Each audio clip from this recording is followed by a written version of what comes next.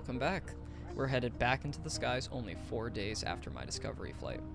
This video should be a much better viewing angle, as I mounted my camera to my hat this time. If you like this camera angle or have any suggestions for non-intrusive mounting options for the best viewing experience, please drop them in the comments below. A few things going on with this flight today. First up, as you can see, I set up my iPad with ForeFlight, which for those who don't know is a software used for flight planning, GPS, air traffic, weather, airport maps, and much more. Today was more of having it there just to get used to it rather than relying on it for this flight. But I used it to take down the weather and any info ATC had to give us.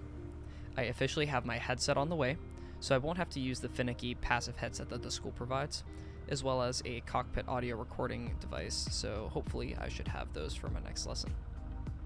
Before we get into the video, I've started a GoFundMe to help support my aviation journey. There's absolutely no pressure to donate, just watching and enjoying my content already means a lot. But if you'd like to support further, even a small contribution goes a long way. You can find the link in the description. But enough of my rambling, let's head into the flight. Right hand on the throttle.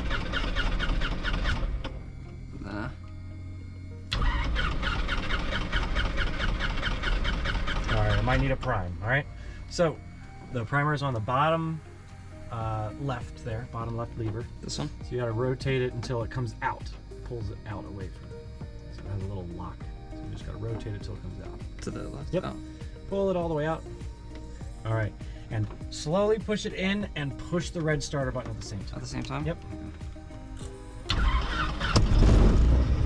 There we go. Alright, now it goes all the way in and then it locks in place. Rotate until it finds that lock. There it is. And then rotate it until it doesn't connect. Yep. Cool. Alright. You can throw your headset on if you like. Ready?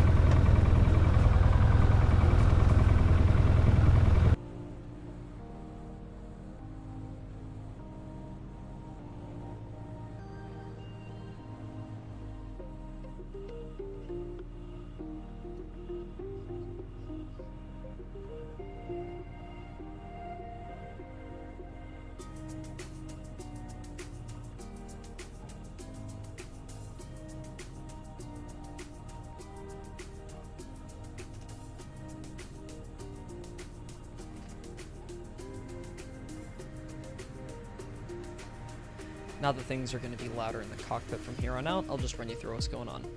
As you can see, we're back in the Cessna 150. We're headed out to line up for runway 10 for south departure.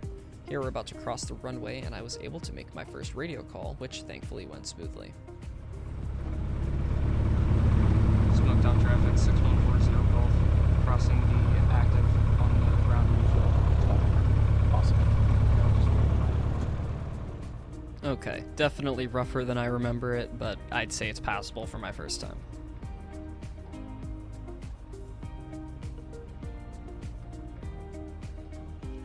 We're just short of the runway now, and we pulled to the side to do our final ground and pre-takeoff checklist. This ensures that all of our flight controls are working properly, all of our mechanisms, instruments, etc. are all working, and that everything is set properly, since once we're in the air, we can't just pull over and fix something like you would be able to in a car. You can see me checking basic things such as the ailerons, elevator, and rudder, then moving on to checking flaps, aligning our gyroscope, setting mixture to full rich, setting the trim to takeoff angle, and a bunch of other things. One of the most important things to do is discussing what the plan is in the case of an emergency. For today, we discussed that if the engine fails prior to rotation, we abort, cut off the engine, and go off the runway to diagnose the issue. If it fails below 1,000 feet, we pitch for best glide and find the best place to land within 45 degrees of each direction. Anything above that, we're able to circle back to the runway.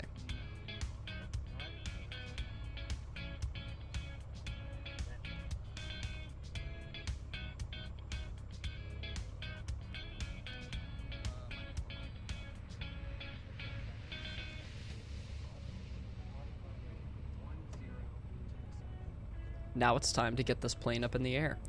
Once again, my instructor handled the takeoff, whilst I was focusing on the instruments in order to get used to rotate speeds and such. Let's see how I did on my second ever radio call. Smoke down traffic, 6140 Golf departing, runway 10 to the south Smoke.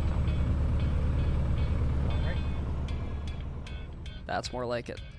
I'm glad that I'm getting started on the radio early, since getting that down will allow me to focus more on aviating without stressing about the radio. We're checking one last time for traffic on final, an extra safety measure in case they didn't hear us or we didn't hear them approaching on final. Always safest for everyone to double check. Looks all clear, so now let's line up for takeoff.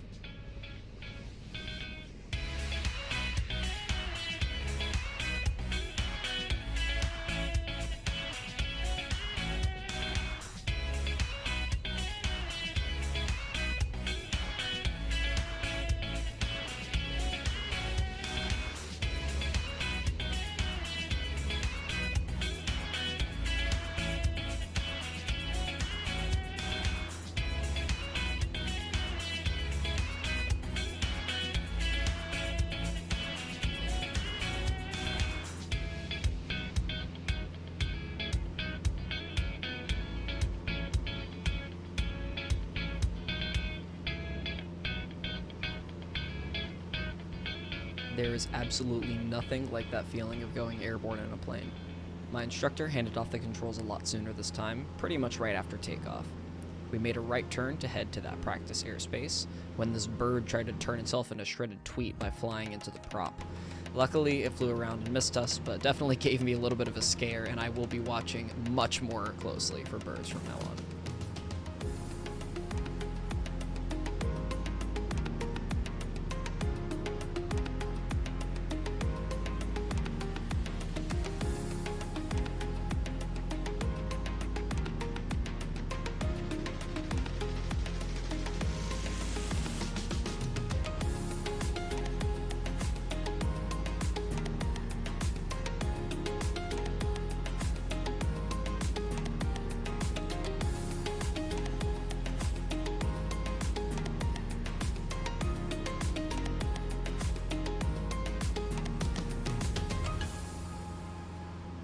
We went a lot more in depth this lesson on ascending and descending. For example, I learned that when you want to come out of a climb, you first level the nose, then throttle down.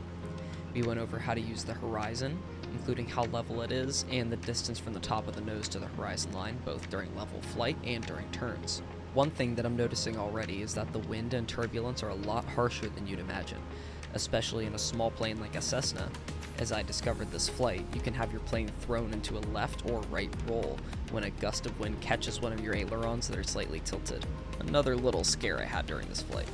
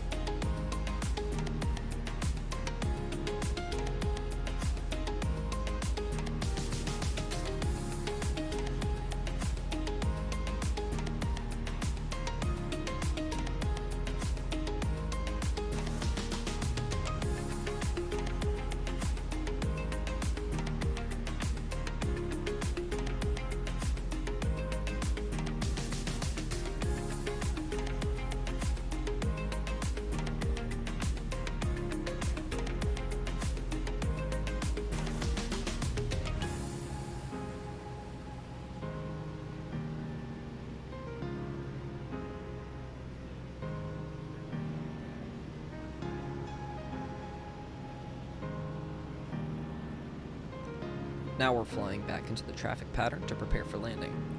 You can't see too well from the video, but the airport is on our left, and we're descending to the pattern altitude and entering on the downwind section. My wonderful instructor is then going to take the controls back and bring us in for a nice smooth landing. Admittedly, for the first time, I did get a little nauseous. It was likely from the extra bumpy ride today, but it wasn't super prominent, so I just took some deep breaths and it all turned out fine. But always remember to have barf bags handy just in case.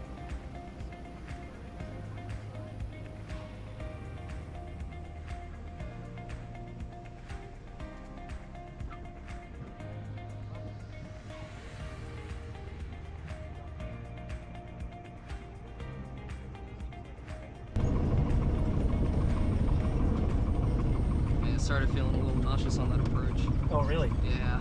Yeah, it was a little bit bumpy, but nobody went. Checklist. Turn it off. Shut down. Crank power to 800 to 1000. Turn off the transponder all the way